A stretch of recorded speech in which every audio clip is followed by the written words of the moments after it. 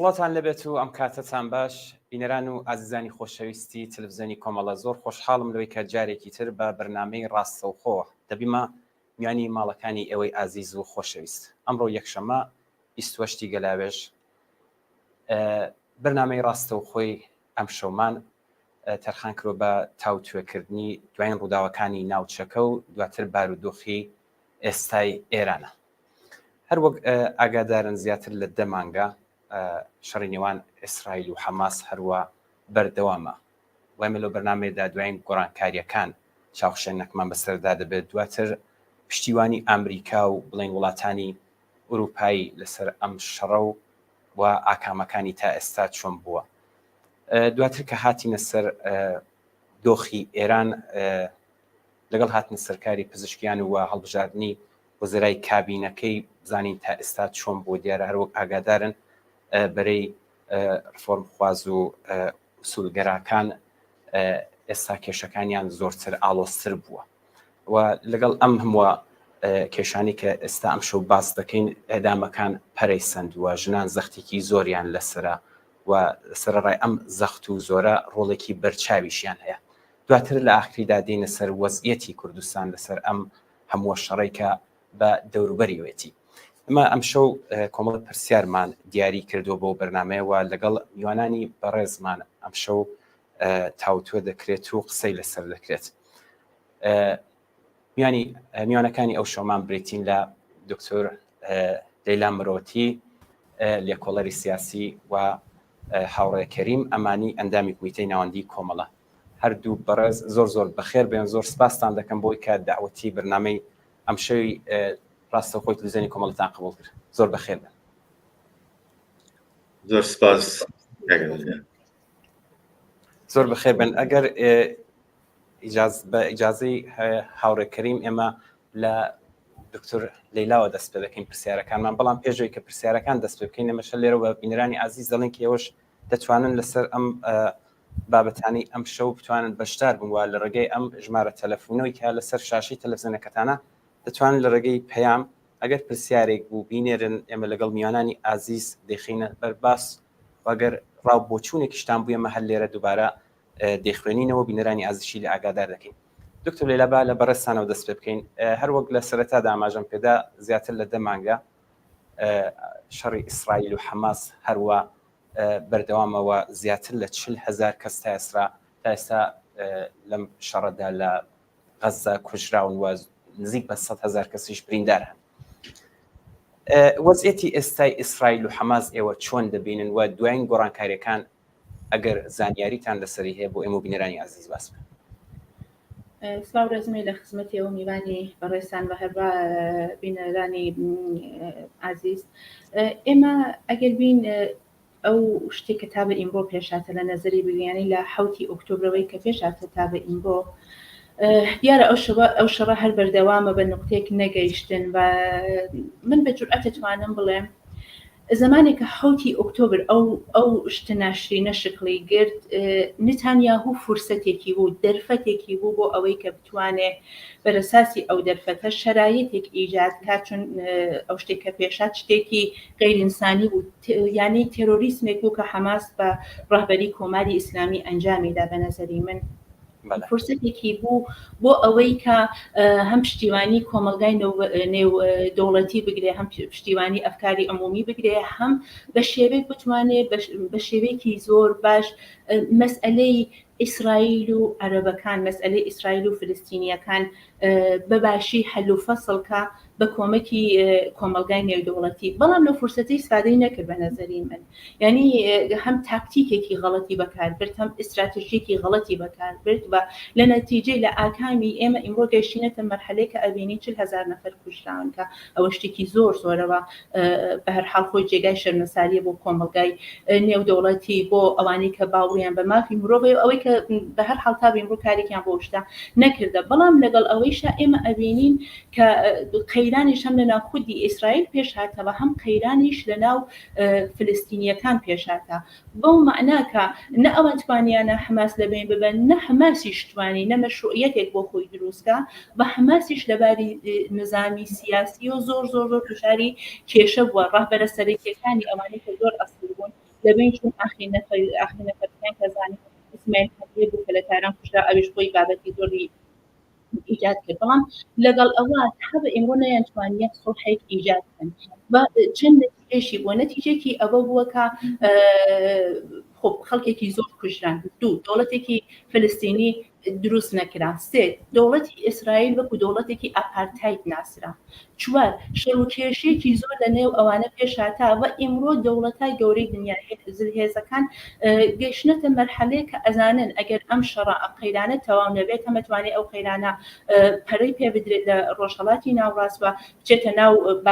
باقی ناوچەکەەوە ئەتوانێت کێشێکی گەورە ئیجادکا بە زلهێزەکان ینی بۆ خۆشیان دوچاری ئەو کێشە بوون بۆیە ئێمە ئەبینین کە ئێجلاسی قەتەر ئێجلاسی دوحاوە لە دوای ئەوە ئێجلاسی ئێمە مەسەلەن هینە بینین ئێجلاسی ئەوەی کە لە مصرای قاهرە ئەبینین کە هێشتا ئەم ئێجلاسی قەتەرەکەێکی لە دوسێ ڕۆژ لەمە پێش ئیجاد بوو بە نەتیجە نەگەیشتا و حتا ئیمڕۆ بلینکێن ئەنتۆنی بلینکێن کە ڕۆشتە ئیسرائیل دیارە لەسەر چەندین خاڵی گرنگ قسەیان کردە لەسەرەوەی کە بتوانن گرۆگانەکان ئازادکەن ئەوش کێشێکی ئەسلی بۆ دەوڵەتی ئیسرائیل باسییان لەسەرەوە بووە کە بتوانن ئەو شەڕە لە غەزە کۆتایی پێبن بە باسییان لەسەرەوەی کە مذاکراتە ئێدامە پیاکە ئاتش بەسێک بگەن ئەوەڵ ئاتش بەس ئەگەر توانیان بە سڵحێک بگەن بە چون هێشتا بۆ مەرحەلە نەگەیشتن باقی باسەکەیان بدرێتە هەفتەی داهاتوو کە لە میسرە قەرارە ئەو ئیجلاسە مذاکراتی ئاتش بەسە لە میسرا شکڵ بگرێ و دیارە دەوڵەتایەک وەکو ئەمریکا وەکو مەسەلەن نەقشێکی زۆر گرنگی هەیە ئەمان پێکیانە ئەو قەیرانە تەواو بکەن و ئارامشێک بێن لە ناو منتەقەی ڕۆژهەڵاتی ناوڕاست کە دیارە تا بە ئیمڕۆ دروست نەبووەوە خەریکە چێت بۆ ساڵێک ینی 2 مانگی ماکە 1 ساڵ ئیتر بێ بەسەریاوە هێشتا ئەو قەیرانە نەتەنها تەواو نەبووە خەریکە پەڕەی پێدرێەوە ئەتوانێت ئەوە مەترسێکی زۆر بێ بۆ ڕۆژهەڵاتی ناوڕاست. نی دکتۆر لەیلا دوای 2 ڕۆژ دانیشتن لە دەوحا لەسەر ئەم ئاتش بەسەی غەزەکە باسان کرد تا ئێستا هیچ نەتیجەیەکی نەبووە؟ تا بە ئیمڕۆ نەتیجەیە کە بتوانێت نیشانی بادکە ئێساری خۆشببینیەکەن مەسەلەن ئیسرائیل هەتا خودی نخست وەزیر نتانیاهو ئێساری خۆشحاڵی کردن و خۆشببینی بۆ تێتی باش پێشەڕات بەڵام مەسەلەن حەماس ئەو خۆشببینیەی نییە ئەمریکا گوشارێکی زۆری بۆ ئیسرائیل هێنا کە هەر جۆرێکە ئەو مذاکرانەشی بە نەتیجە بگات بەتایبەت کە ئێمە باسی هەڵبژاردن لە ئەمریکا ئەبینین بەڵام ئەو نەتیجەی کە بڵێن منجەر بە قەراردادێکی سۆڵح بووە قەراردادێکی ئاتش بەس بووە هێشتا قەراردادی ئاتش بەس ئەسڵ حتا ئەگەر کەمێک ڕەشبین بین بەو مەسئلە حتا شاید زۆر بەعید بێکە لە هەفتەی داهاتووشە ئەوان توانن ئەو قەراردادە یا ئەو ڕۆندی مذاکراتی ئاتش بەسە بە شێوەیەک بە نەتیجەی بگەێنن هەرچەند ئەشێ ئومیدە وجودی بە بەخاطری ئەو قەیرانێکە هەیە بەڵام فعلا ناتا بە مەرحەلە تا ئەو جێگای کە من زانیاریم هەیە هێشتا بۆ نەتیجە نەگەیشتن. زۆر باشە هاوڕێ کەریم هەروەک دکتۆر لەیلا ئاماژێکەدا دیارە بدوێ و حملەی کە حەماس کردی بە ئیسرائیل لە 7 ئۆکتۆبر شتیوانێکی زۆری لە وڵاتانی ئەوروپایی و تایبەتەن خودی ئەمریکا بەدەستێنا بەڵام هەروەک دکتۆر لەیلا ئاماژەی پێدا بڵێن استراتیژیەکی غەڵەتی بوو و کاولکاری و وێرانکاریەکی زۆری بە دوای خۆی داهێناوە قەیرانێکی زۆری دروست کردووە لەو ناوچەیە. من پرسیارەکەم لێرەدایە هاوڕێ کەریم ئەمریکا و ئیسرائیل ئاوڵدوانەی یەکن ئەسان ئێوە پێتان وایە لە بڵێن گۆڕانی ئیدارەی خودی ئەمریکا چه ئێستا هەروەکو ئێستا مەسەلەن بڵێن خودی بایدن لە سەرکارە یا ئەسەن بڵێن خودی ترامپ دواتر بێتە سەرکار خودی ئیدارەی بەڕێوەبردننی ئەمریکا سیستمی ئەمریکا هیچ تەأسیرێک دادنێ لەسەر ئەم وەزئی ناوچەی بڵێن ڕۆژهەڵاتی ناوەڕاست تایبەتەن ئەم شەڕی ئیسرائیل و حەماس؟ منیش سەرەتا ڕێز و سڵاوم هەیە بۆ خۆت بۆ میوانی بەڕێزی بەرنامەکەت و هەروەها هاوڕانی هاوکاری بەرنامەکەەوە ڕێز و سڵاوم هەیە بۆ بینەرانی خۆشەویستی بەرنامەکەتان ئەگەر ئیجازەم پێ بدەن چۆن 28 گەلاوێژە ساڵ ڕۆژیانەی 45 ساڵ ڕۆژی هێرشی دڕندانەی هێزی سەرکوتگەر و کۆنەپەرستی کۆماری ئیسلامیە بۆ سەر کوردستان بە فەرمانی ئەو کاتی خومەینی بۆیە من بە پێویستی دەزانم کە لێرەدا ڕێز بگرم لە 45 ساڵ خۆراگری قارەمانانە و شۆڕە جێڕانەی خەڵکی کوردستان سەر ڕێز و نەوازشدا بنوێنم بۆ ژیان بەختکردوانی تەواوی ئەو مێژووەکە لە بەرەنگاربوونەوە و خۆراگری لەگەڵ کۆنەپەرستترین هێزە ژیانی ئازیزی خۆیان بەخت کردووە و سڵاو دەنێرم بۆ بنەماڵە گیان بەخت کردووەکانیان. رابطە لەگەڵ پرسیارەکەتدا دەتوانم ئەوە بڵم کە ئەوەی ئاماژە بۆ کە استراتێژیشی هەڵەی گرتە بەر لێرەوە دەست پێ بکەم نەتانیاهۆ دوای ڕووداوی 7 ئۆکتۆبر بە باوەڕی من دەتوانێت هەڵە بێت، بەڵام یەک هۆکاری دیکەی سەرەکیشی بوو ئەویش ئەوە بوو کە لەو کاتەدا کە 7 ئۆکتۆبر ڕوودەدات خودی موقعیت یا جێگە و پێگەی نەتانیاهۆ مەحبوبیەتی نەتانیاهۆ لە ناوخۆی وڵاتدا تووشی گرفت بوو و نەتانیاهۆ لەو کاتەدا پێویستی بە شرایطێک بوو، دۆخێکی ئاوارتە بوو کە تێیدا بتوانێت تەمەنی دەسەڵاتەکەی خۆی درێژ بکاتەوە و خۆی لەوەی کە بچێتە بەرمێزی محاکەمە و دادگا و دواتر زیندانی بە دوور بگرێت. بۆیە لە ڕوانگەی منەوە 7 ئۆکتۆبر دەرفەتێک بوو، اتفاقاً دەرفەتێک بوو بۆ نەتانیاهۆ کە ئەو دەرفەتەی خۆستەوە بۆ ئەوەی ئەو پرۆسەی کە من ئیشارەم پێکرد بەرەو پێش بات بۆ هەتا ئێستاش یەکێک لە هۆکارە سەرەکیەکانی پێویستی دەسەڵاتی ئیسرائیل بە سەرۆکایەتی نەتانیاهۆ لە ئیسرائیل ئەوەیەکە ئەو شەڕە درێژە پێ بدات، ئەگەر چی لە دەرەنجامەکانیشی تێدەگەن، ئەگەر چی لە تەواوی توولی ئەو شەڕەدا خۆیان لەوە پاراستووە کە شەڕەکە لە کۆنتڕۆڵدا بێت، ئاراستەکەی جۆرێک نەگۆڕدرێکە بەرینتر بێتەوە لە کۆنتڕۆڵ دەربچێت و پێویست بکات کە هاوپەیمانەکانی لە سەروی هەمووشانەوە ئەمریکا ناچار بە تەدەخل و دەخالت لە ڕووداوەکەدا بێت. بۆیە ئەم درێژەی ئەو شەڕەیشی لە هۆکارەکانی ئەوەیە بەڕاستی ئەوەی کە لە ئەمریکا چه ڕوو بدات یا ئاڵگۆڕی دەسەڵاتەکان ئایا هیچ تەغییرێک یا ئاڵگۆڕێک لە بۆچوونی ئەوان لە پشتیوانی ئەوان مەوزەعگیری ئەوان سەبارەت بە ئیسرائیل دەگۆڕێت یان نا لە تاکتیکدا دیارە چ دموکراتەکان چه کۆماری خوازەکان لە تاکتیکدا لە شێوەی بەرە ڕووبوونەوە لەگە ڕووداوەکاندا جیاوازیەکیان تێدا دەبیندرێ، بەڵام بە شێوەی گشتی لە سیاسەتی درێژماوەیاندا لە استراتێژیاندا و بە تایبەت لە سیاسەتی دەرەوەیاندا تەفاوەتیشی ئەو تۆ نابیندرێت. گوتم شێوەی بەرە ڕووبوونەوە لەگەڵ ڕووداوەکان بە پێی ڕۆژ تەغییر دەکات و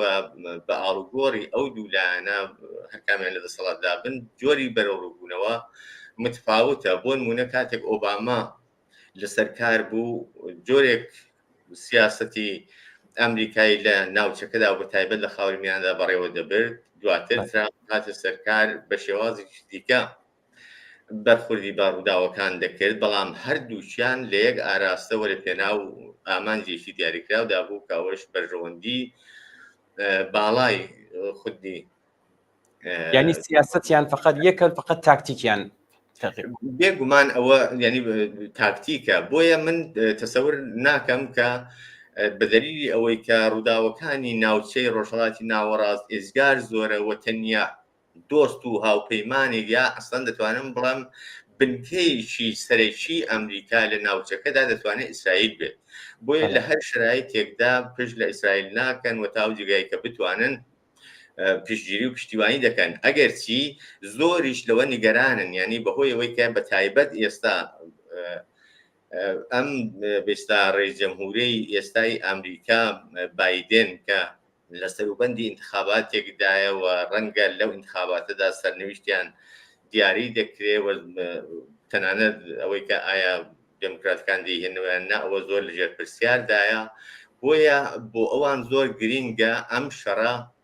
بە دەرەنجامێک بگەێنن، ئاتەشبەستێک دروست بکەن، چونکە پرۆسەی هەڵبژانەکانیاندا بە قازانجیان تاوا دەبێت و لایشی دیکەشەوە تەواوی هەوڵیان ئەوەیە کە ئەو شەڕە زیاتر لەوە پەرە نەستێنێت. ئەگەر چی خۆ لەلایەکەوە بەستا ئەو سیاسەتی هەوی جوچۆماغ بەکاردێنن، لەلایەکەوە هەوڵ دەدەن بە خەولی خۆیان زۆر بە دووڕویانە بۆی کە ئاشتی بەرقەرار بکەن، ئاتەشبەست بێن نەگۆڕێ، زۆر مەسالی دیکە ئینسانی باز دەکەن لە پێناودا، بەڵام لە لایش کەشەوە هەر لەم ڕۆژانەدا قەراردادی 20 میلیارد دۆلاری لەگەڵ ئیسرائیل دەبەستێت بۆ چەک و چۆڵ بەڕێژەی 20 میلیارد دۆلار دەدا بە ئیسرائیل کە لە بەرابەر نارەکانیدا بەهێزی دەکات. بۆیە لەم شرایطەشدا لەم ئاژا و ئاشوبەی کێستا لەگەڵ حەماس و بە شێوەیەکی ناڕاستەوە خۆتر لەگەڵ خودی ڕژیمی ئیسلامیشدا دەرگیرە، بێگومان هەم ئەمریکا و هەم هاوپەیمانەکانی دیکەی لە ناوچەکە و لە ئوروپا پشتگیری لە ئیسرائیل دەکەن تا ئەو جێگایی دەتوانن، بەڵام لە هەمان کاتدا دەیانەوێت کە کۆنتترۆلی بێستا شەڕ و ئاشوبەکانی ناوچەکانە دەست دەرنەچێت و بە زیانی ئەو ئامانج و بەژەوەندیانەی کە لە دوورماوەدا ئەوان تاقیبی دەکەن نەشکێت. زۆر باشە دکتۆر لەیلا، بابێنە سەر وەزعەتی خودی حەماس لە دوای کوشتنی ئیسماعیل حەنیە ڕەهبەری سیاسی بڵین حەماس کە لە تاران کوژرا، ئێمە بابین بزانین لە دوای هەنیە حەماس وەزعەتی ئێستا چۆنە، لە چ دۆخێکدایە؟ چون ئەو جۆری کە لە ویدیاکان بازرەوە لە خودی بڵین بەرپرسانی خودی لە زمانی خودی نەتانیاهۆشەوە با باز دەکرێت کە ئێستا خودی حەماس لاواز بووە، ینی لە بواری نظامیەوە، بەڵام بە هاتنە سەرکاری سنوار ئێستا حەماس چۆن نەبیننەوە؟ ئێمە حماس بەڕاستیکەین لە چەند ڕوانگۆ توانی بەڕاستیکەین، هەم لەباری نظامی و هەم لەباری ئیدۆلۆژیک و هەم سازمان یافتگی، ینی هەمووی ئەمانە هەن حتا باری ئەمنیەتیەکەیش وایە. دروستە حماس لەباری نظامی و زەعیف بووە، لاواز بووە. من ئەگەر اشتبانەکەم 5 گۆردانی بوو تا ئەو جێگای کە من ئەگەر هەڵە نەکەم تا جێگای کە خەبەرم بێ بتوانە 4 گوردانیان لەبین بردەوە 1 گوردانی ما ئەگەر اشتبانەکەمەوەی شتێکە خودی دەوڵەتی ئیسرائیل مەترحی کردەوە، دفاعی ئیسرائیل مەسرحی کردە، بەڵام ئەوە باری نظامیەکەیەتی کە باری نظامیەکەی دیارە بەهۆی ئەوەی کە خۆ ئەوان لە ناوخودی غەزا متەمەرکز بوون و حتا ئەو تونێلانەی کە دروستیان کردەوە ئەڵی ماڵهایەکی شارێکی ژێرزەمینیە لە غەزاوە مرتبطن لەگەڵ یەکە، ساختارێکی زۆر تایبەتیشی بۆ باس کۆمەکی نەکردن و دیارە خۆ لەباری نظامی و زۆر زۆر لاواز بوون. بەڵام لەباری سیاسیەوە ئەوەمان لە نەزەر بێت ساختاری حەماس ساختارێکی بە ئیستلاح لەباری سیاسی و ئەرسانەکەم ساختارێکی تایبەتە کە هەم بۆ وڵاتە عەرەبیەکان لە زمانی خۆی زمانێک کە دروستکرا ئەهەمیەتی بوو و بە تایبەت ئیسە بۆ جمهوری ئیسلامی کۆماری ئیسلامیش ئەهەمیەتی هەیە. بۆیە ئێمە ئەبینین مەسەلەن شاخەی سیاسیەکەی سخەنگووی سیاسیەکەی فەرزەن لە قەتەر و قەتەر لەبیرمان نەچێ یەکێ لەو وڵاتانەیە کە ساڵیانی ساڵ وڵاتێکی چکولەیە، بەڵام لە مەسایلی ناوخۆی ڕۆژهەڵاتی ناوڕاست بە تایبەت مەسایلی فلستین و ئیسرائیل ڕۆڵێکی زۆر گرنگی بووە، هەمەوەی کە لەباری ماڵی و قدرەتی پیاندا هەم لەباری سیاسی و قدرەتی پیاندا و هەم خودی حەماسیش لە مەقتەیەکە لەباری سیاسی بەرحەڵ قدرەتی لەو منتەقە لە دەست بووە و لەگەڵ ئەوە ئێمە بەزیەتی ئیدۆلۆژیکیشی لە نەزەرەگرین. وەختی 40,000 نەفەری سە نازانین چەندێک بەڕاستیایە 40,000 نەفەر مردوونیانە کوژرانیانە بەواتەی ئەوەی کە بەسڵاح ئێداری بێداشتی حەماس مەترحیەکەوە ئەمە نازانین چەندێک دروست بە هەر حاڵ ئەوانی کە ئەکوژرێن یعنی ئیدۆلۆژیەک باستۆلیدێک لەو ئیدۆلۆژی لەو باوەڕ و لەو فکر و بیر و ڕائەبێت کە لەناو ئەوانە ئەچێتوانی ئەوەی کە ئەمرێت کەسوکار و خانەوادێکی هەیە کە و ئیدۆلۆژیە منتەقلە بێ بە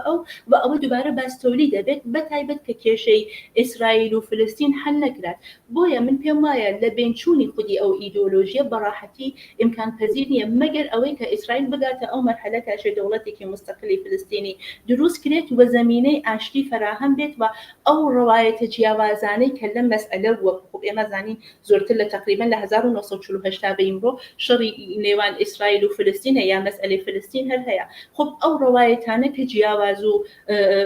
وەکو یەک نەبوون ئەشی ئەو ڕەوایەتانە کەمڕەنگ بن و بە نەسڵێکی جەدید نەسڵێکی نوێ بێتە سەرکار چ لە ناو ئیسرائیل چ لە ناو فلستینیەکانە کە کەمکەم ئەو شەڕ و کێشە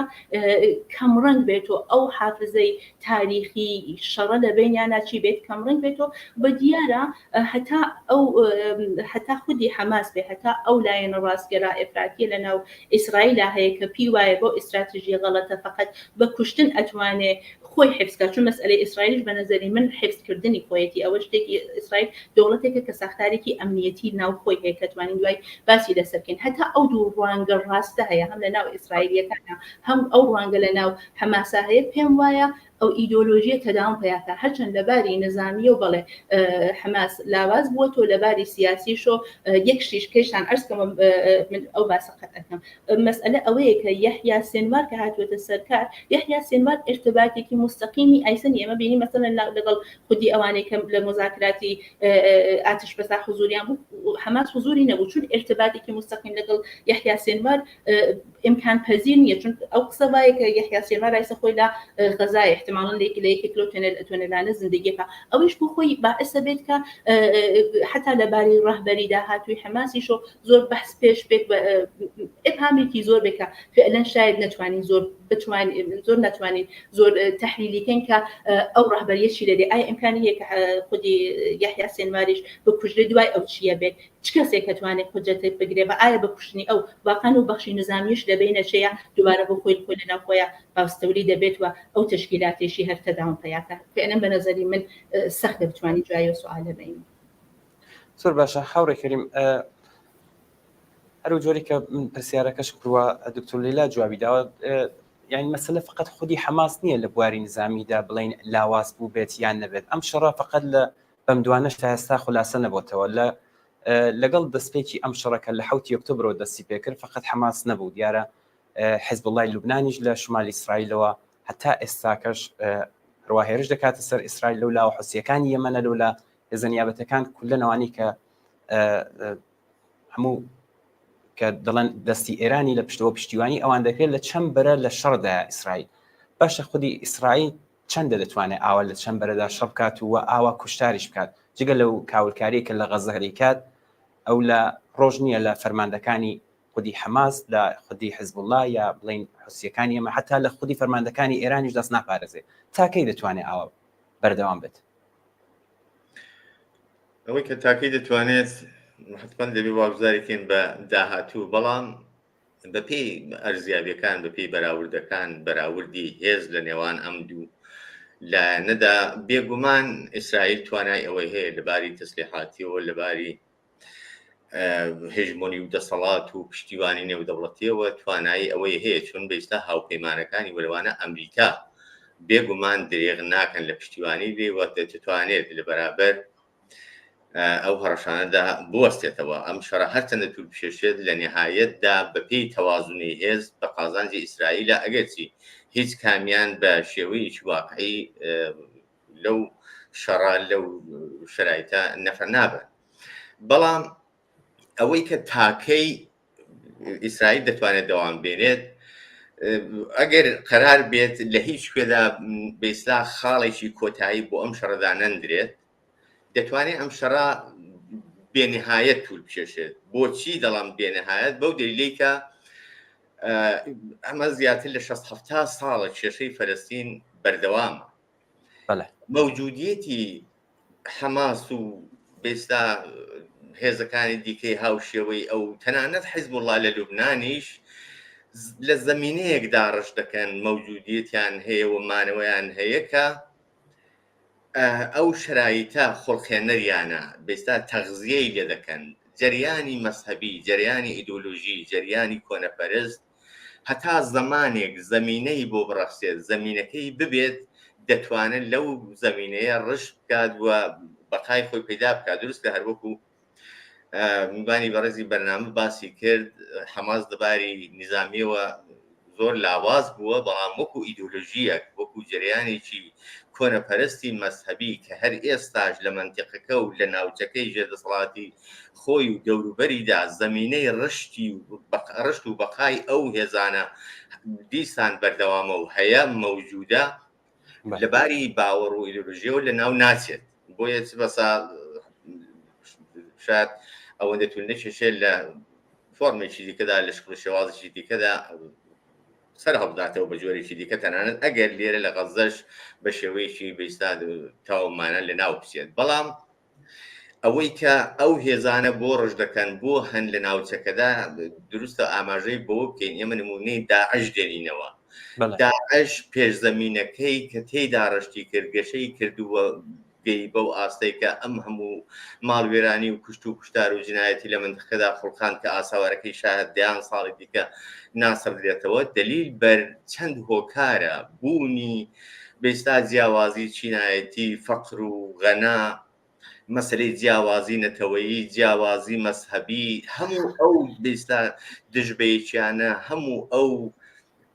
جیاوازی و ناکۆشی و بێستا هەڵاوادنانە باعیسی ئەوە دەبێت کە جەریانی کۆنەپەرستی مەسهەبی تێدا ڕشت بکەن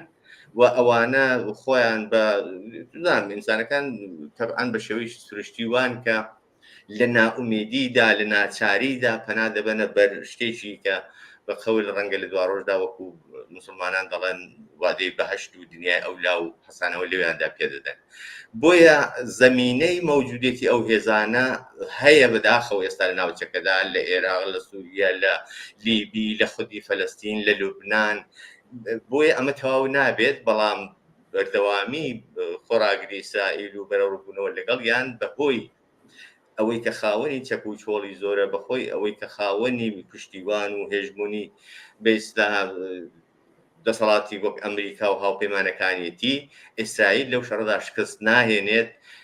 تەنانەت ئەگەر بە شەڕێکی زۆر لەوە بەرینتریش منجەر ببێت لە نهایەتدا لایەنی سەرکەوتوو دەتوانێت ئیسرائیل و هاوپەیمانەکانی بن بەڵامی تر ئاکامەکە و دەرەنجامەکانی وەکو زیان بێگومان ئەوانیش لێ بەری نابن هیچ کەس لە شەڕ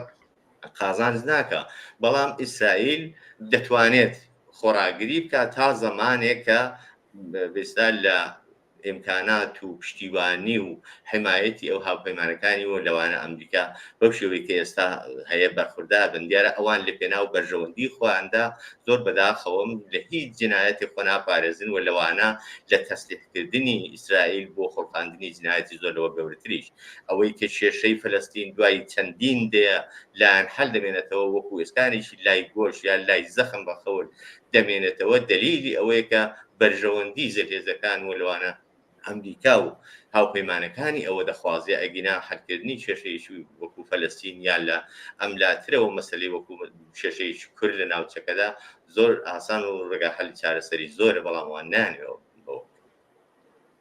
زۆر باشە بە بینە سەر خودی ئێران دەروونەخشی ئێران دکتۆر لیلا دیارە لە ئەم شەڕی کە تا ئێستا ڕوا بەردەوامەوە هەردوو بەڕێستان بە وردی باستان لەم شەڕ و لەو کاولکاریە کرد دیارە ئەم شەڕە بۆ هەموو لایەگڕوونە کە بە پشتیوانی خودی ئێرانەوە کراوە ینی ئەگەر بڵین حەماس و حیزب الله ئەسەن بەرەی مقاومەت ئەم بەرەی مقاومەتە ئێران زۆر بە ئاشکرا ئەڵێمە پشتیوانی لێ دەکەن بۆ بە پشتیوانی خودی ئێران بووە دیارە لە دوای ئەوەی کە ئیسرائیل لە دەمەشق کنسولگەری خودی ئێرانی کوتا لە 4 مانگ لەمەبەر بۆ ئەوەڵین بار بۆ یەکەم جار موشک و پابادی نار بۆ خودی ئیسرائیل لە دوای ئەمەش کە بڵین ئاماژە بکەین بە خودی کوشتنی ئیسماعیل هەنیە هەتا ئێستا بەحسەکە زۆر گەرمەکە ئێران داوای خونخایی کرد لە زمانی خودی خامنەیشەوە ئێستا ئەو خونخاییە بە جۆرێک لە جۆرەکان بە قسەی خودی خامنەی دەوێت عقبنشینێکی تاکتیکی بکاوە لەسەر ئەمەش تعدادێک کە سوورن لەسەر خونخایەکە تعدادێکیش هاتوونەتە سەر قسەکەی خودی خامنەی ئەم شەڕی ئیسرائیل و ئێران پێتان وایە شەڕی ڕەوانیە ئایا ئەسەن خودی ئێران هێرش دەکاتەوە سەر ئیسرائیل جوابی بۆ خۆلی خۆی دەڵێ جوابی و عینە دەداتەوە کوشتنی ئیسماعیل ئەرزکەم شەڕی ئێران و ئیسرائیل ئەگەر ئێمە چارێک لەو شاید بێژم بابەتە مێژوو یەکەکەین لە 1940 یا باشتر بینەوە کەمێک بینە دۆرەی جدیدتر لە 1970 تا بە ئیمڕۆ کە ئینقلابی ئێران پیرۆز بووە تا ئەم دوای 7 ئۆکتۆبر ئێمە شتێکمان بە ناوی ڕوودەڕووی مستەقیمی ئێران و ئیسرائیل نەبووە یعنی ئەمانە شەڕەکەیان شەڕ لە ناوزەمینی یەکترین نەبووە، شەڕی نیابەتیەکانیان بووە، شەڕی پرۆکسیەکان کە ئێران بەخۆی بەپێ ئەڵێ بێسەڵات جەبهەی مقاومەت لە ئەسڵا جەبهەی تێرۆریستەکانە شەڕی ئەوانە بەو شێوە بووە. بەڵام لە دوای 7 ئۆکتۆبر بەتایبەت لە دوای ئەو وەختەی کە باسی حملەی ئێران بە پەهپادەکان و بە موشەکەکانی بە ئیسرائیل کرا، دیارە مەیانی ئەو شەڕە کولەن تەغییری پیا کرد و ئیسرائیل من پێم وایە هەر قەبل لەگەڵ ئێوەیان لەگەڵ میدیایەتی کە نازانم باسم لەسەر کرد بوتم لە دوای ئەوە ئیتر ئێمە ئەشێ بیبینین کە شەڕێکی شاید قویتر بە واقعیتر لە بین ئێران و ئیسرائیل شکل ئەگرێت. دلیلێک هێشتا تایزە شکلی نەگرتا، بەڵام مەترسی ئەوە هەیە بەو دلیلەی کە ئیسرائیل چەکی ئەتۆمی هەیە، ئەوە شتێکی زۆر زۆر گرنگە. ئێران دەوڵەتێکە گەرەکێتی وەزعیەتی ناوخۆی ڕۆژهەڵاتی ناوڕاست و حتا قدرت و توانی بێ دنیا ئەوەز کات بە زۆری بۆ گرنگە کە بتوانێت بە چەکی ئەتۆمی دەستڕسی پەیاکاگەرێ مەتمشای ئەو گزارشانەی ئاژانسی بینالمللی بزەی ئەتۆمکەین هەر ئەو شتێشە بینین. دیارە ئەمە بۆ هەردووکیان گرنگە. ئیسرائیل یەک دانە تەجروبەیەشی لەو باسی حملەی ئێران بە خودی ئیسرائیل بووە، ئەوی شەوەیە کە بێ ئامریکا بە کۆمەکی ئامریکا چ بێ ئامریکا چ بە کۆمەکی ئامریکا ئەزانێ کە لە مەترسیایە، ئەو مەترسیەش لە تەرەفی ئێرانەوەیە. بۆیە ئێران و ئیسرائیل جگە لە شەڕی بێسلاح ڕۆمانی کە لەگەڵ یەک هەیەە و تەبلیغاتی ڕۆمانیەکە لە تەریقی حتا نیروهای مەسەلەن مەخسوسەن باسی نیروهای سایبری ئێران هەیە لە دنیای مەجازیە ئەو شتانێک کە مەترەحە بێ ئەوە ئیتفاقەکە بێ ئەبینین حتا ئەمان شەڕی ئێلکترۆنیکیان هەیە، شەڕێکە شەڕهای سایبری کە شکل ئەگرێەوە بە شێوە گەرەکیانە مەسەلەن ئەو ساختاری نظامی ئەمنیەتی یەکترین هەکەن. ئەوە شتێکی زۆر گرنگە. نوعێکی جدید لە شەڕەکانە بۆ معنای نییە کە شەڕ نییە، نوعێکی جدید لە شەڕەکانە، شەڕێکی کلاسیک نییە کە بڵێن ئەم دوو هێزە مستەقیم بوو بە ڕووی یەکترین قەرارەگرن. بەڵام ئەو مەترسیەشەیەکە حتا لە داهاتوو شاید نازانین کەی، شاید ئەو ئەجلاسی هەفتەی داهاتوو ئەو شتە زۆر ڕوون کاتۆ کە ئایا ئیمکانی هەیە ئێران و ئیسرائیل واردی شەڕێکی نوێ بن. ئەو شرایطە کە پێش بڕوات چون ئیسرائیل لەزانێ مەسئلەی موجودیەتێکی بە ئێران ئەگەر دەستڕسی بە تەسلیحاتی ئەتۆمی پەیاکە بێ هیچ ترسێک حملا کاتە ئیسرائیل لە حتا لە تەسلیحات ئەتۆمی استفادەکات. من پێم وایە ئیسرائیل خۆی بۆ موقعیەتە ئامادە کردا وەگە قەرار بێ ڕۆژێت ئەو مەراکزی هەستەی ئێران لە بین ببات ئەو کاراکات حتا ئەگەر ئێران ڕوبەڕووی ئیسرائیل بێتەوە. منزورم ئەوەیە کە ئەو شەڕەکە حاڵەتی ڕۆمانی هەیە ئەتوانێت جنبێکی نظامی عینی واقعی لە زەمینی ئەویتر لە تەریقی هەوایی یا غەیرە ئیتفاقکە بێ شتێکە کە زۆر زۆر دوور نییە مەگەر لەو بێنا دووسێ ئاڵوگۆڕ پێش بێ. یەک فەرزان کۆماری ئیسلامی بڕوخێ یا فەرز بگرین ئەسڵ ساختاری ئەمنیەتی ئیسرائیل تەغییر پەیاکە، فەرز بگرین ئەو قەراردادی سوڵحانی لەگەڵ وڵاتای عەرەبی تەقویت کرێکە فعلا لەم شرایطە پێم وانیە ئەو شتێش پێش بێت، یا ئیسرائیل یەک دەفە تەسمیم بگرێکە دەوڵەتێکی مستەقلی فلستینی ڕسمیت بناسێت کە ئەبێش زۆر بەئیدە. کەس ئەو شتی کە ئەیبینین احتمالی ئەوەی هەیە کە ئێران و ئیسرائیل دەرگیری شەڕێک بن بەڕاستی، چون ئێژم مەسئلە لێرە بزەی ئەتۆمە ئەوە شتێکی شۆخی نییە. ئیسرائیل ناتوانێت لەگەڵ ئەو شتە هەروە بەڕاحەتی بگذەرێت و لە شتێکی مهم نییە. زۆر باشە. من یەک پرسیارمان بۆ هاتووە چون بەحسەکە لەسەر ئەم شەڕەی بڵین ناوچەکەیە پێشێکی بچینە سەر بارودۆخی ئێستای ئێران. ئەم پرسیارە بە کەین بینەرێکمان نووسێتی هەرچەند پێشبینی دەکرا کە کۆماری ئیسلامی بە دوای تێرۆری ئیسماعیل هەنیە دژەکردەوەیەکی ئەوتۆ بەرامبەر بە ئیسرائیلکە، بەڵام هۆی چییە کە هێزە نیابەتەکانیش کردەوەیەکی بەرچاویان تا ئێستا نەکردووە؟ ئایا ڕێکەوتن کراوەیە ئێستاش گومانی شەڕ و تێکەڵچوونی گەورە هەیە؟ هاوڕێکەریم فەرموو. ڕاستەکەی لە جوابی و بینەرە بەڕێزەدا دەتوانین ئەوە بڵێن کە وەکو ئیمکان هەیە، ئیمکانی شەڕەکە وەکو هاوڕێلا باسی کرد لە ئارادایەوە ئەوە هیچ کات لەبین ناچێ. بەڵام ئەوەی کە بۆچی دوای کوژرانی هەنیە ڕاستەوخۆ یا زۆر سەری کۆماری ئیسلامی ئەکسولعەمەلی لە خۆی نیشان نەدا، هەرچەند خامنەی زاهیرەن فتوای ئەوەی داوە ڕایگەیان کە داوای خۆنخایی دەکا و دەبێت حتمەن جواب بدرێتەوە، بەڵام هۆکار زۆرن بۆی کە بۆچی ئەوە نەکراوە ئایا لە داهاتوودا چی ڕوودەدات. هۆکارەکە ئەوەیە کە کۆماری ئیسلامی لە ڕوبەڕووبوونەوەی پێشووتریدا چەند مانگ لەوە پێشیدا نیشانیدا کە بێستا تەوازنی هێزی تەسلیحاتی لە بینی ئەوان و ئیسرائیلدا هاوسەنگ نییە و بێگومان لە هێرشی ئاوادا ناتوانێت کاریگەریشی ئەو تۆ لەسەر ڕوتی ڕووداوەکاندا بنێت. ئەمە لایەنێکێتی. لایەنی دووەمی ئەوەیە کە هێزی شەڕ یا بنیادی شەڕ دەبێت لەسەر پێگەیشی محکەمی واقعی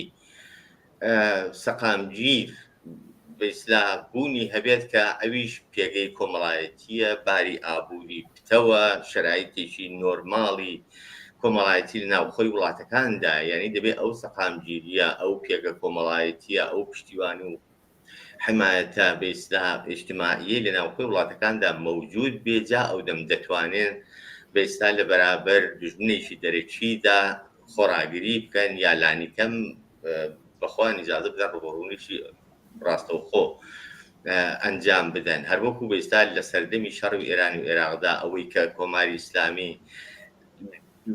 توانی ئەو کارە بکات دەلیلەکەی ئەوە بوو کە ئەو کات بەڕاستی خەڵکی لە پێش بوو، ینی خەڵک لانیکەم بۆ پارێزگاری لە خاک وڵاتەکەی و تاڕادەیەکی زۆریش متەوەهم بە خودی حکوومەتەکە خۆیان بۆ بە کوژداوە چوونە بەرەکانی شەڕ، چوون مەیدانەکانی مینیان بە جەستەی خۆیان خاوێن دەکردەوە. ئەو کات ئەوە بوو، بەڵام ئێستا بۆ کۆماری ئیسلامی ئەوە نییە. یعنی هەتا هاتووە کۆماری ئیسلامی ئەگەر ئەو کاتیش لە شەڕی ئێران و عێراق وەک نیعمەتێک بە قەولی خۆیان کە دەڵێن ئیستفادەیان کردووە، ئەو شەڕە بۆ دواڕۆژ و بۆ محکەمکردنی پێگەی کۆماری ئیسلامی لە کۆمەلگادا و زاڵبوون بەسەر کۆمەلگای ئێراندا زۆر کاریگەر و مؤثر بوو، ڕەژیم زۆری نەفع لێبرد.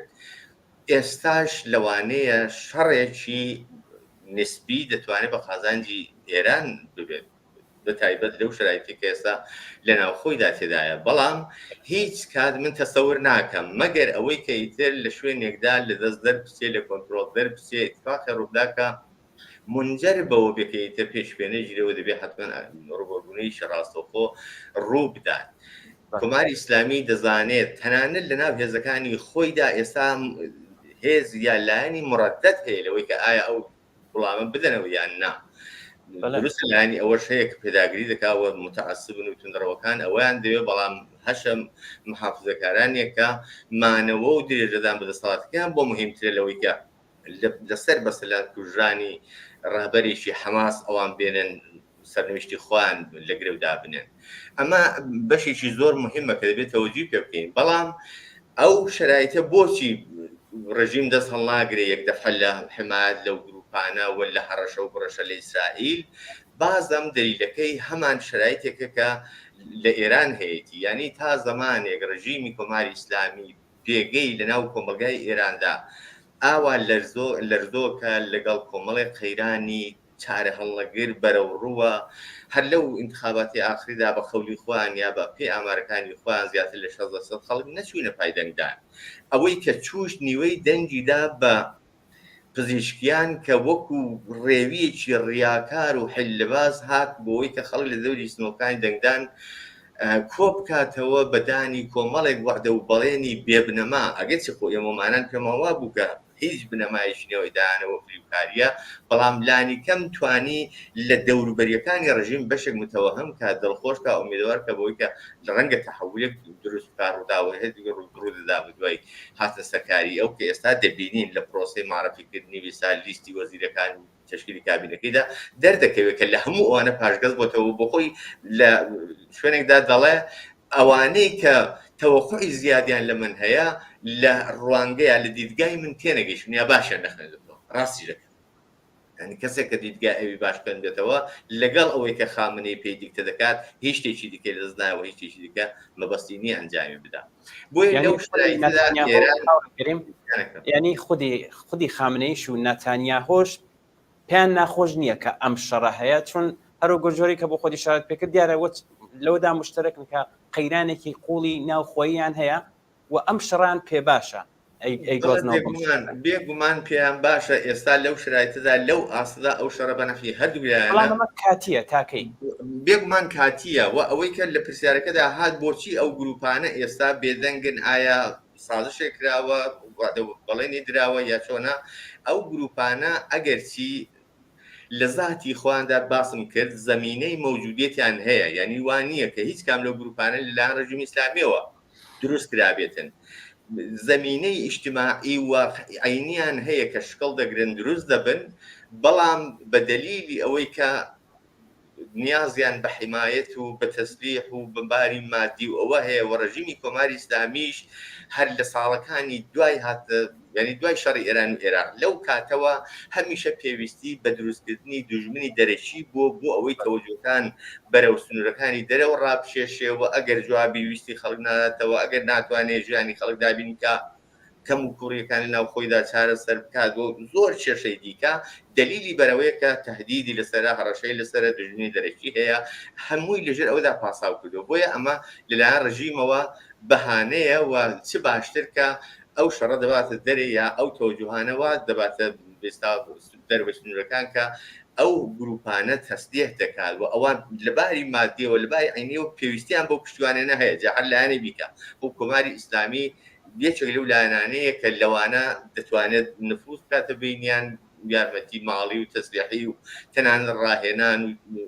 مەسایلی دیکەیان بکات بۆیە جۆرێک چوونەتە ژێر هژمونی و تحت تاثیری ئەو حمایەتەی ڕژیمی کۆماری ئیسلامی کە دەتوانین بڵێن سەرنویشتیان تا ڕادەیەکی زۆر گرێدراوە بە مانونەمای ڕژیمی کۆماری ئیسلامیەوە هەر بۆیە لەگەڵ بێستا مەوزوعەکانی کۆماری ئیسلامی خۆیان هەماهەنگ دەکەن ئێستا فعلەن کۆماری ئیسلامی ئەوەی کە بۆی مهمە بە باوەڕی من چاوەڕوانی نتیجەی ئەم دانیشتانەیە کار ئێستا لە دەوحە و لە میسر بەڕێوە دەچێت پێی ئەو حەز دەکات کە ئاتەش بەستێک ڕوو بدا بۆ ئەوەی کە بێستا ئەو تهدید و هەڕەشانەی کە بە زمان هێناوتە سەر زمانی عملی نەکات و تەوجیهەکەی بۆ بێکە بێستا بۆی کە پرۆسی ئاتەش بەستەکە تێک نەدات ئەو بێستا جوابی تۆڵێک کوژرانی هەنیەوەی نەداوەتە دیارە لەسەر و باس زۆرە بەڵام لێرەدا کوتایەوە بەڵام پرسیارم زۆر ماوە ئەگەر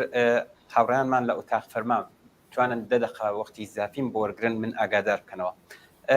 دکتۆر لێلا پامێکمان لە شاری بۆکان بۆ هاتووە شەماڵ لە شاری بۆکان و سێتی پێکهاتەی ئەندامانی کابینەی دەوڵەتی مەسعود پزیشکیان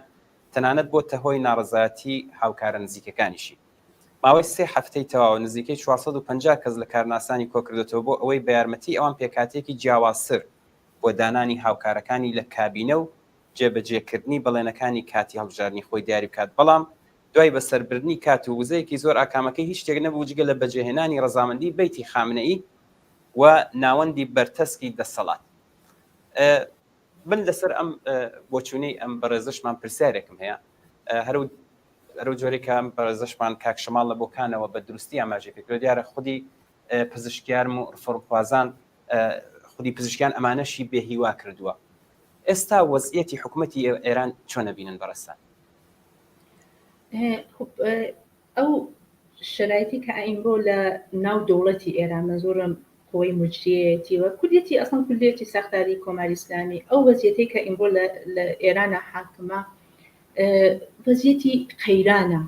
وەزیەتێکی نۆرماڵ نییە خودی خامنەیش ئەو شتە ئەزانێ ینی تێگەیشت بوو بە تایبەت لە دوای شۆڕشی ژیناوە زۆر مەسئلە لە دوای بزوتنەوەی ژینە ئەو شتەی زانی کە شرایطێکی زۆر تایبەت بۆحان و قەیرانێکی زۆر تایبەت کولیەتی حاکمیەتی کۆماری ئیسلامی گرتووەتەوە بۆیە هاتن ئەو هەڵبژاردنیان ئابۆ شێوەدانا کە زەعیفترین هەڵقەی ئیسلاح تەڵەبان کە زۆرش باسی لەسەرێکە ئایا پزیشکیان ئاخری نەمانزانی پزیشکیان ئایا بەڕاستی ئیسلاح تەڵەبە ئوسولگەرایە کە قسەی ئیسلاح تەڵەبەکانەکە ئیسلاح تەڵەبێکە کە قسەی ئوسولگەراکانەکە من ئەڵێم نا خودی پزیشکیان هەروە کە بۆ خۆیان وتیانە کارگوزارێکی حکوومەتیە کارگوزارە بە ئیسلاح کارمەندێکی دەوڵەتە ینی کەسێکە دێت ئەوامری وەلیفەقی مەرحلە بە مەرحلە ئیجرایەکات جا لە هەر جێگایە کە لازم بێت لە هەر مۆهرێکە لە ناو ساختاری خودی کۆماری ئیسلامی بە دەردی بخوات ئیسفاداکات مهم نیە ئەو مۆهرە لەو کاتێکەیە ئایا ئەو مۆهرە ئوسولگەرایە ئیسلاح تەڵەبە خۆ ئەوانەکیشیان لە ناو چوارچێوی کۆماری ئیسلامیە قابلی تعریفن مهمترین ئێسلاح تەڵەبەکانیشیان ئەگەر خودی کۆماری ئیسلامی بڕوخێ هەتا وەکو موسەوی کە لە حەزرا وەکو تاجزادە کە لە حەزرا ئەمانە هەتا کۆماری ئیسلامیش بڕوخێ ڕێگایەکی تریان نیە جێگایەکی تریان نییە ئەوان لەناو کۆماری ئیسلامیە تعریفیان هەیە لەناو کۆماری ئیسلامیە معنای دەسەڵات و قودرەتە ناسن خۆ لە ساختارێکی خارج لەوە معنای قودرەت و دەسەڵات بۆ ئەوان معنایەکی یعنی تعریفێکی نیە چونێتر قەرار نیە ئەوان بەناوێکی کە لە داهاتوویەکی ترا ئەگەر کۆماری ئیسلامی نەبێت حضوریان بێت بۆیە هەر کام لەمانە یعنی مێژم هەتا ئەوانش کە لە حەزرن هەتا ئەوانەی کە بە قەولی خۆیان ئەڵێن قەهری سیاسییان بووە بە تۆرا بوون لە وەزعیەتی ئەوەی کە لە ناو خودی قودرەتانە بوون هەتا ئەوانەی کە ناڕازی بوون ئیمڕۆ کە پزیشکیان لازمیەتیە یعنی لە ئەسڵا خودی خامنەی لازمیەتی ئەوانیان هێناتە دەرو لە ناو بێستڵا ئەو جعبەی خۆیان بە ئیسفادەیان لێکەن یعنی بۆیە ئەبینین لە کابینەیەک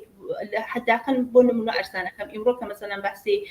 ئەو بەڕسی سەلاحیەتی بە زەیرانی پیشنەهادی بوو ئەیبینین بە قەولی خۆیان لە ئیسلاح تەلەبان بوو لە ئوسولگەرایان بوو لە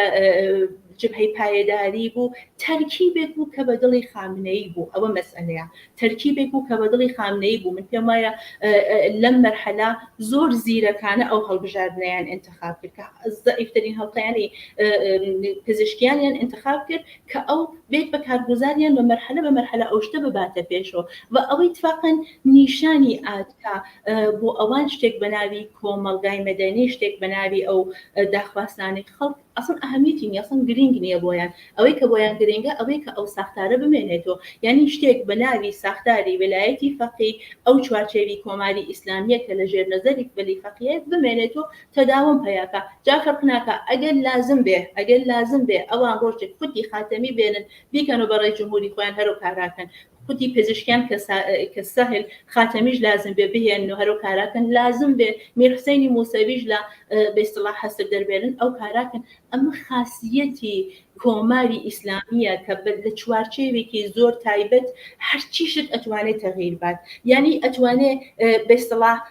ڕەزیلەت بە فەزیلەت نیشان بە ئەتوانێت درۆ بە ڕاست نیشان بە ئەتوانێت خراپی بە مەسەلەن بە جوانی نیشان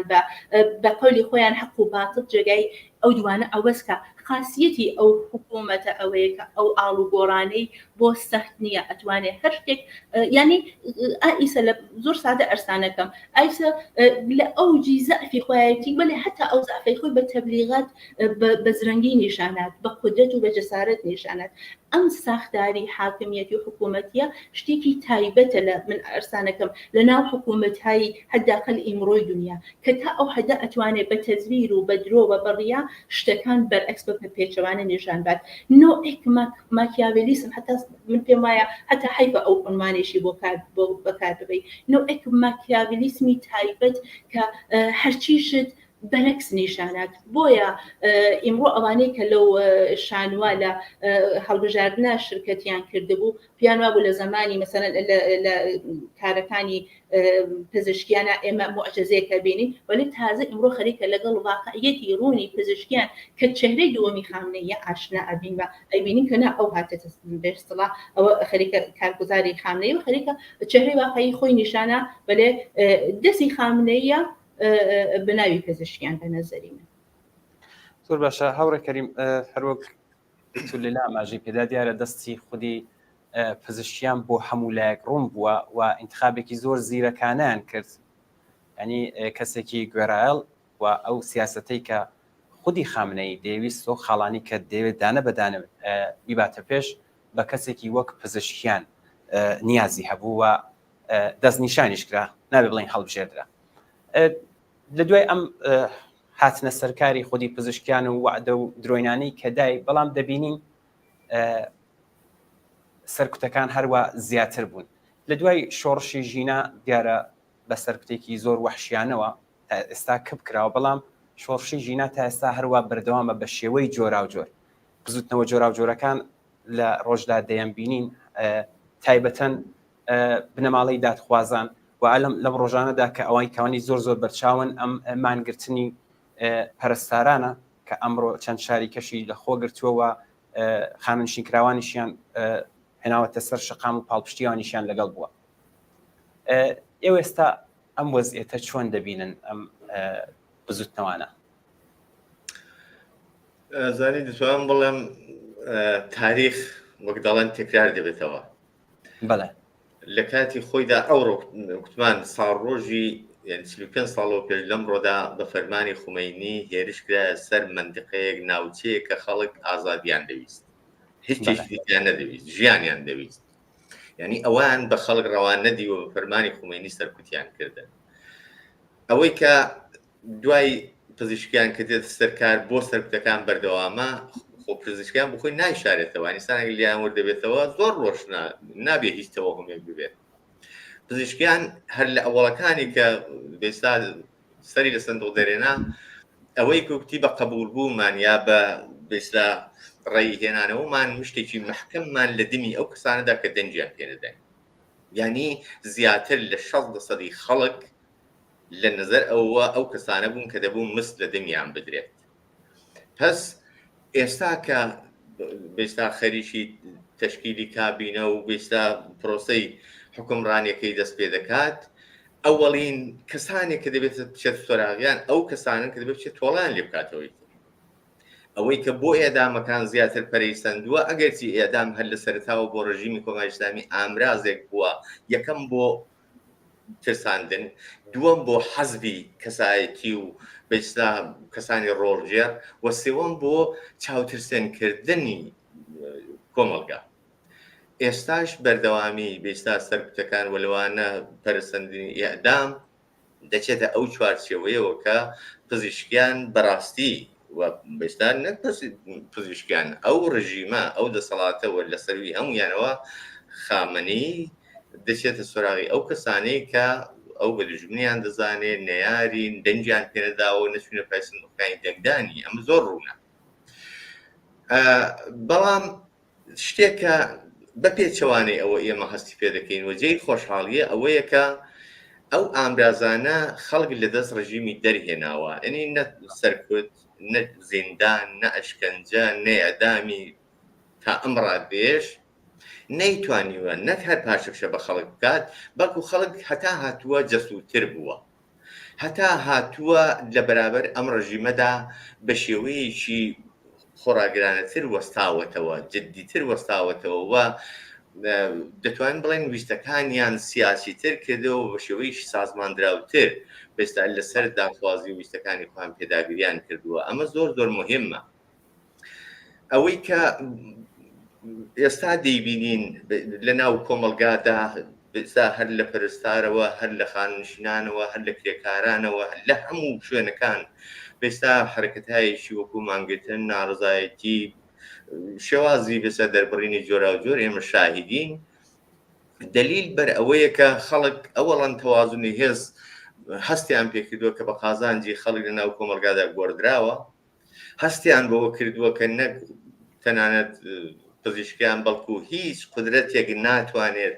بتوانێت گرەیەک لەو کێشانەی کە ئێستا بەرەوشی خەڵکی گرتو بکاتەوە، و ئەو 60% و بەشێکی دیکەش لەو خەڵکەی کە لە ئێراندا دەژین لە کۆماری ئیسلامی تێپەڕ بوون،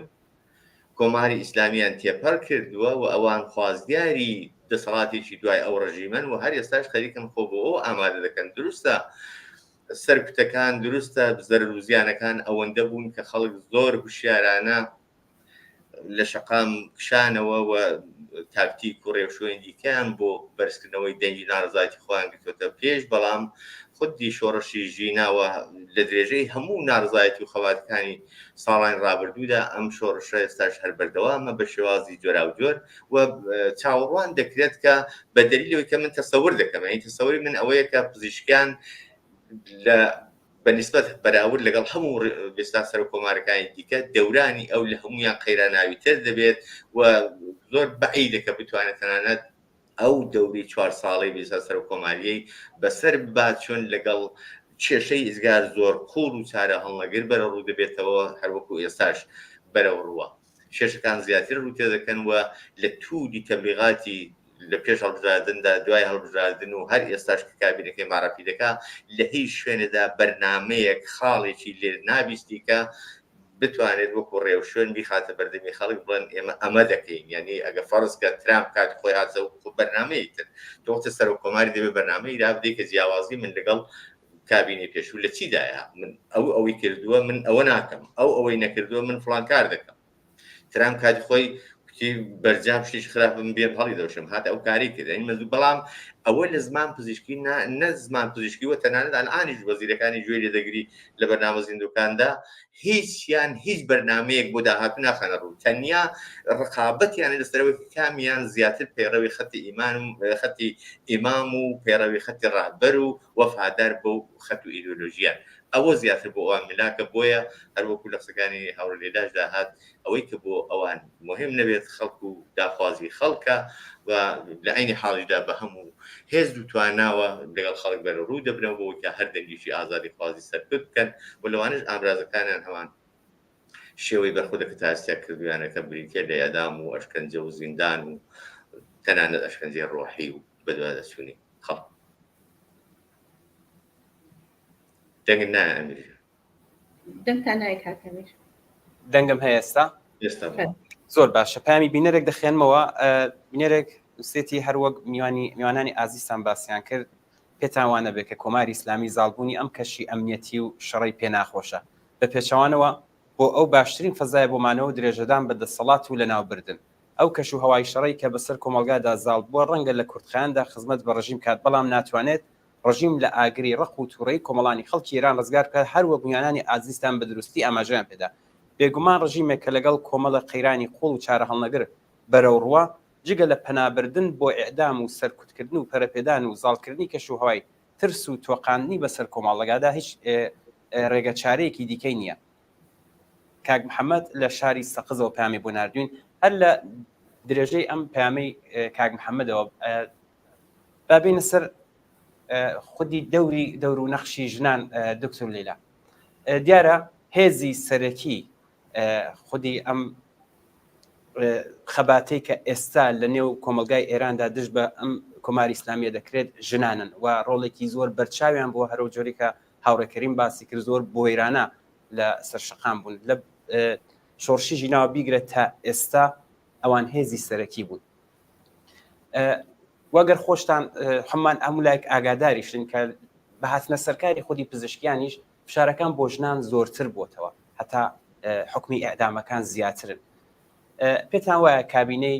خودی پزیشکیان و بڵین خودی ئەو وەزارانی کە هەڵی بژاردووە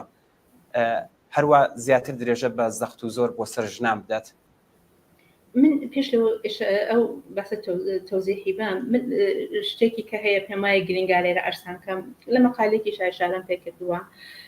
کۆماری ئیسلامی بەتایبەت لە دوای هاتنی سەرکار هاتنی پزیشکیان نۆعی حکومهایی کە بۆ ژنان داینات تا حدێک تەغیری پێیا کردە ئاڵوگۆڕی بەسەر هاتوانی ئێمە گەربین بەڕاستیکەین ئەوە لە بەرچاوە بۆ نمونە ئەرسانەکەم ئێمە چ لە زمانی ئێدامی شەید فەرزادی کەمانگەر بە ئەو چەند نەفەرێک کە لەگەڵی بوون لە دوای بزوتنەوەی ژیناش کەسانێک کە ئێدام کران وەکو مەسەلەن محسەنی شکاری وەکو محەممەدی کەرەمی و زۆر کەسی کە ئێدام کران ئەو اتهامی کە لە سەریان وارد بوو اتهامی محارەبوو بوو کە تعریفێکی تایبەتی حقوقی لە قوانینی جەزایی حقوقی ئێران هەیە حقوقی بەسەڵا قانونی مجازاتی ئیسلامی هەیە بەڵام لەم ئاخر لە دوایە کە پزیشکیان هاتەتە سەرکار ئەوەی کە لە بەرچاوە هاتن لە حکمی بەغی ئیسفادەیان بەغی یا بەغی کەسێک کە دێت عەلەیهی حاکمی موسڵمان حاکمی ئیسلامی بە ئیسڵاحی خۆیان قیامەکە گەرەکێتی ئەو حکوومەتە کە حکوومەتێکی ئیسلامی و حاکمێکی ئیسلامی لەسەرەتی بیرروخێنێەوە بە ئیسڵاح ئۆسیانەکات پێژن بەغی بە ئەو کەسێک پێی ئەڵێن باغی کەسێک ئەو کارە ئەنجامات دایسەما دەکەم لەبی چێت و 286 یا 288 ئەگەریشبانەکەم نا قانونی مجازاتی ئیسلامی بۆ بە هەر حاڵ تعریفیان کردەوە مەسئلە ئەوەیە کە لێرە ئەو شتێکە لە بەرچاوە ئەوەیە کە ئەڵێن ئەو فەردەکە و کاراکات ڕوبەڕووی حاکمی ئیسلامی وێسات بە ئێژن لە بەرابەر ئەسڵی نظاما وێسات و ئێمە گەربین ئوسولی خودی قانونی ئەساسیش بەڕوسیکەین لە قانونی ئەساسیە بەحسی بەلایەتی ئەمریان هەیە بەحسی ئیمامەتیان هەیە ئەڵێ ئەگەر ئێمام نەبێت ینی ئێمام مەسەڵەن ئێمام مەهدی بۆ ئێمامی غائب نەبێت ئەوەی کە جێنشینیەتی ئۆلۆل ئەمر ئەوەی کە جێنشینی ئەوە نمایەندەی و ئێمامەیە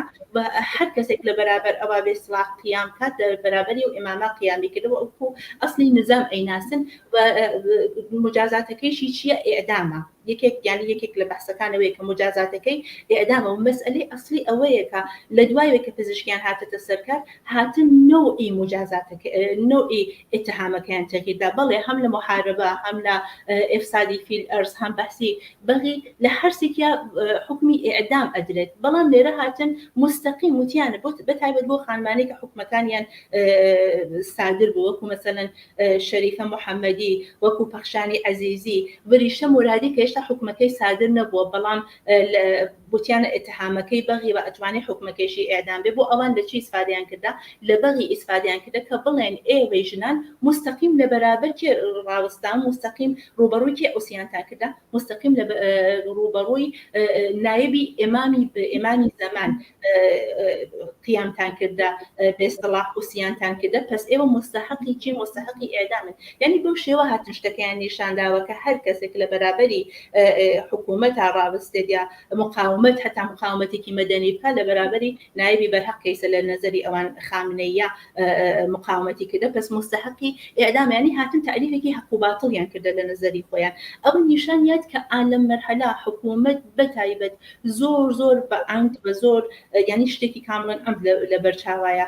کەسانێک وەکو مەسەلەن قازی مقایسە نازانن وەکو سەڵەواتی وەکو مەسەلەن ئیمان یەفشاریکە ئەمانە هاتنەوە ئەحکامیان سادرکرەوە جالب بزانن ئەوڵی بار خودی خەڵخاڵی بوو کە کاکەریم ئشارێکی باشیان کرد بۆەوەی کە 48 ساڵ لەمەوە پێش ئەو حکمی جەهادی خومینی سادرکرا بە خەڵخاڵیش بوو کە ئیجرا کۆنەندەی بوو بە خودی خەڵخاڵیش بوو کە لە حکمی محاربە ئیسفادەیە کرد لە اتهامی محاربە ئیسفادەیە کرد و مخالفانی بۆ شتێوا کوشت ئیسا دوای 48 ساڵ دوبارە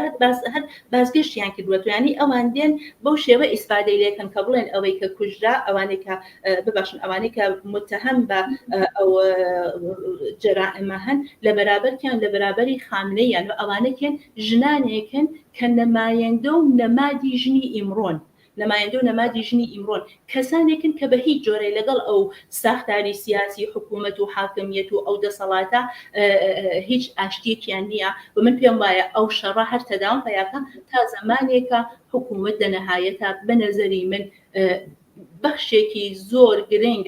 لە بینچوونی حکوومەت لە داهاتوو ئەتوانێت نەخشی ژنەکان بێتوە ئەوەیش ئیمڕۆ لەو تەقابوڵە ئەیبینی کە حتا لە ئەحکامی فقهیشیانە بە شێوەیەک نیشانیاندا. زۆر باشە هاوڕێ کەریم لە ماوەیەکی زۆر کورددا خۆشتان ئاگادارن بڵێن ژمارەیەکی زۆر ئێعدام کران تەنانەت لە یەک ڕۆژدا 36 کەس ئێعدام کرا لە هەفتەی ڕابردوودا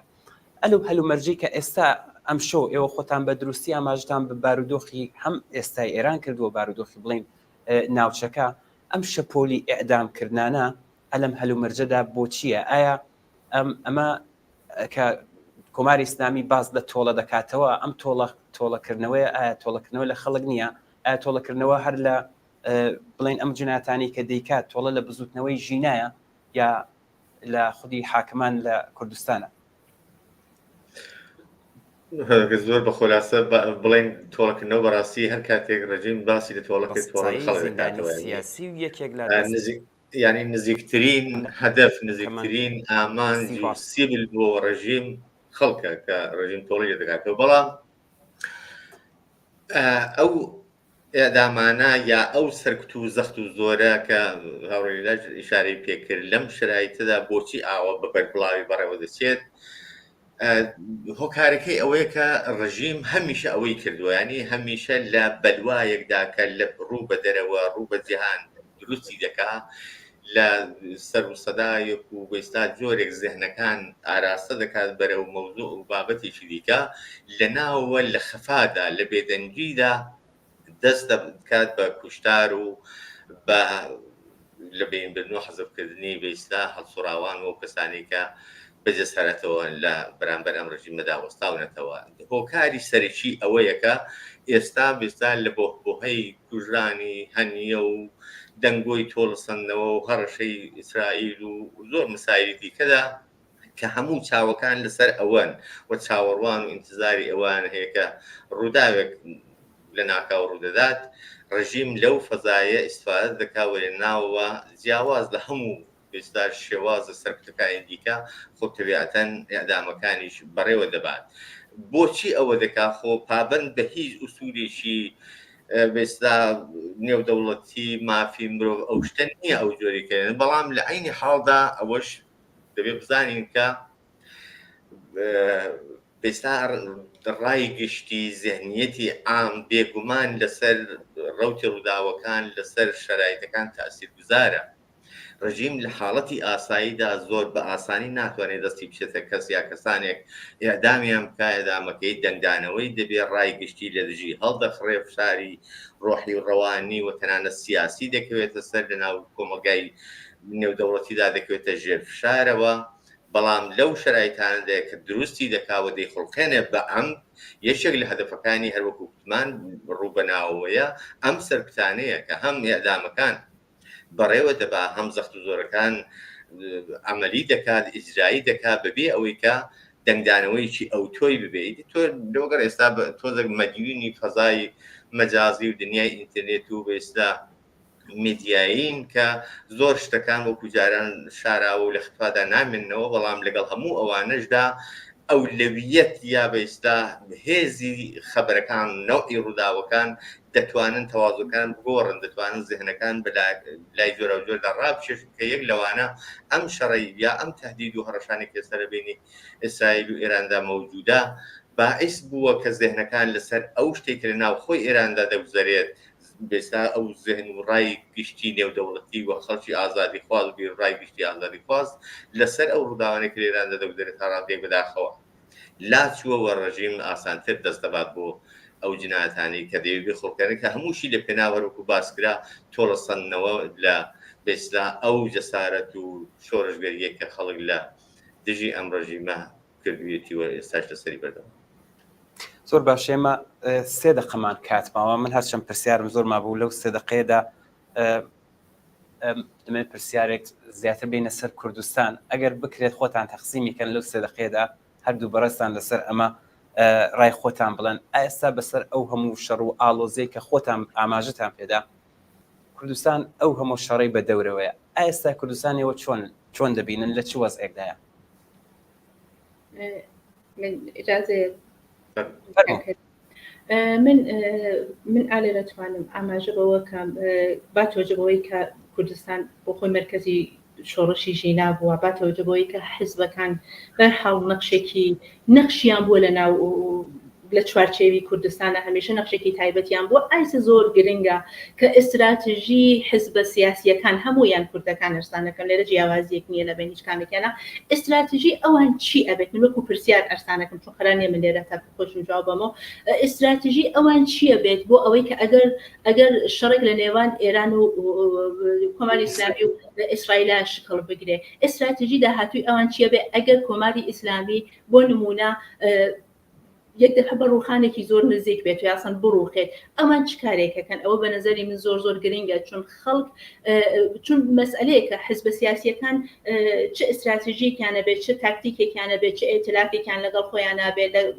چه ارتباتێکیان لەگەڵ خەڵکە ئەبێت، ئەمانە بە شێوێک ئەمەڵەکەن. ئەگەر قەیرانێک پێشات وەکو شۆڕشی ژینای لێنەیەکە ئەو فرسەتە لە دەست دەرچووە، واقعیەتێک ئەو فرسەتە بەداخەوە زۆر بە ناخۆشی لە دەست دەرچووە. من حزبە سیاسیەکانیش بێ تەقسیر نابینم، من زۆرم حزبە سیاسیەکانی کوردستانە بە هەمویان کە بۆ لەو دەرفەتە ئێستادەیان نەکرد. ئەگەر قەیرانێک بۆ کۆماری ئیسلامی پێشات ئەمان چیەکەن؟ ئەوە زۆر مەسئلەیە و ارتباطیان لەگەڵ خەڵکەوە. بەڵێ زۆر سپاس هاوڕێ کەریمیەوە، 1 دقە کاتان نێ، فەرموو. زۆر سپاس. ڕاستەکەی من دەتوانم لێ 1 دقەیەدا ئەوەندە بڵێم کە مەوقعیت ئێستای کوردستان ئەگەرچی لەباری سیاسیەوە خۆشبەختانە لە مەوقعیتێکی زۆر ئەوەدایە زۆر بەرجەستە جگای هیوە و ومێدە و هیچ کات کوردستان چۆشی نەدانەداوە لە بەرابەر هیچ کام لە هەرشە گۆڕشەکاندا، بەڵام لە هەمان کاتدا ئامانجی تهدید و هەڕەشەی جدی ڕژیمە، هەر بەو دلیلەی کە ئەو پێشینە سەرفەرازانەی هەیە لە بەرابەر کۆماری ئیسلامیدا. نمونونەکانی ئەو فشارانن کە ئێستا بۆ ڕووخاندنی بێستا ڕۆحیەی خەڵک لە ناوە فشارهێنان بۆ هێزەکانی ئۆپۆزیسیۆن بۆ حیزبەکان لە کوردستانی عێراق، ئەمە یەکێک لەو ئامانجانەیە. یەکێک لە نمونونەکانی دیکە کە لە قسەباسەکاندا باسکرا ئەو ژنانەی وە لەوانە شەریفە محەممەدی ئەوانەکە ئەو حکومە پێدراوە یەکێک لە هۆکاری ئەو حکومانە ئەوەیە کە ئەم ژنە ئازادی خوازانە لەگەڵ کۆمەڵێک هەڵسوڕاوی مەدەنی لە کوردستاندا لە ئیرتیباتدا بوو یعنی ئەمە یەکێک لە هۆکارەکانی دیکەیە کە مەزروم وەیە بەم دیدەوە ڕژیم نسبەت بە کوردستان تەرکیز دەکات وە دەبێت حتمما حیزبولایەنە سیاسەکان و لایەنی بەرپرس و هەڵسوڕاوان لە ناو دەسۆزان دەبێت زۆر چاوکراوەتر و بەرپرسانەتر زۆر سپاس. بەڵێ زۆر سپاس بمە بەنامەکەمان خەریکە تاوە دەبێت زۆر سپاس بۆ هاوڕێکەریم ئەمانی ئەندامی کویتەی ناوەندی کۆمەڵا و دکتۆر لەیلا مرۆتی لە کۆڵەری سیاسی سپاس بۆ بەشداریتان لە بەرنامەدا. سپاس بۆ بینەرانی ئازیزیش کە تا ئێستا لەگەڵمان بوو هیواداری کە بەدڵتان بوو بێت و کەڵکی پێویستیان لێ وەرگرت بێت. کاتێکی خۆش بۆ هەموو لایەکتان.